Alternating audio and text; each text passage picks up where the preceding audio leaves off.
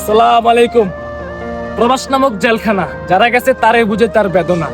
আসলে কি, যে টাকার জন্য তারা বিদেশ যায় সে টাকার জন্যই আবার তারা সংসারহীন হয়।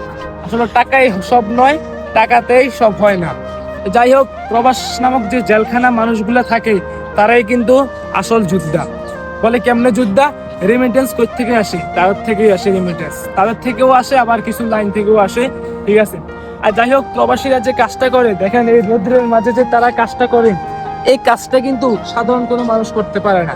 আসলে তাদের বুক ভরা কষ্ট নিয়ে তারা যে পরিশ্রমটা করে টাকা ইনকাম করে দেশে পাঠায়, তার ফ্যামিলি যদি এটা বুঝতো, সে আর আবদার করতো না আইফোন লাগবে, বাইক লাগবে, হুন্ডা লাগবে, এই লাগবে, সে লাগবে, এটার আবদার করতো না। তার কষ্টের দিকে তাকে তার তার যে পারিশ্রমিক টাকাটা সেটা গ্রহণ করে তারা সাধ্য থাকতো। কিন্তু তাদের যত চাই ততই পাই, মানে যত চাইবে ততই পাইবে, সে বললা ছাই দেয়, কিন্তু এটা বুঝে না যে সে যে কি অবস্থায় আছে।